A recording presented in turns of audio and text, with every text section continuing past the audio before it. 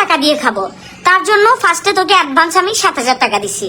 তোর মনে আছে তোর বাসায় ছিলাম 20 দিন, তোর এই 20 দিনের মধ্যে আমাদের থেকে কত টাকা নিছিস?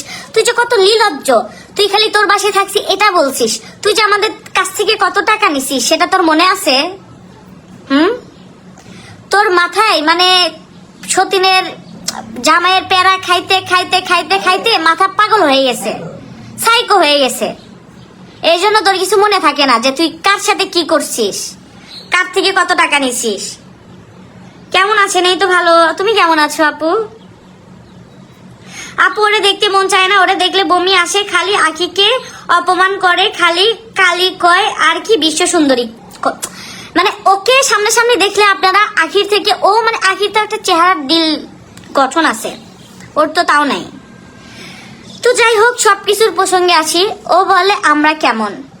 তোর মা মনে আছে? তোর মা, তোর যে গর্ভধারিণী মা, তোর মা যে বলছে তুই যে আগে নেশা করে বাসায় ঢুকতি, মদ খেয়ে টাল হয়ে বাসায় ঢুকতি, রিপন নামের একটা ছেলের সাথে ভাগায় গেছিলি, সম্পর্ক ছিল তোর। রিপন, রিপন না, রিপন না রতন, রতন, রতন না রিপন। তোর বাসায় যে ক্যামেরাম্যান ছিল সাইমন, ঠিক আছে? হাজবেন্ডকে 2 দিন পর পরে বলছিস যে আরো লাগবে তোর খবর, আরো ক্লিয়ার করতেছিস, সবকিছু ক্লিয়ার করব।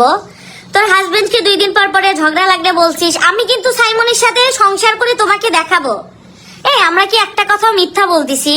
মানে তোকে যদি অনলাইন থেকে লাথি দিয়ে বের করা যেত না, পাবলিক তোকে লাথিয়া বের করতো, বুঝছিস?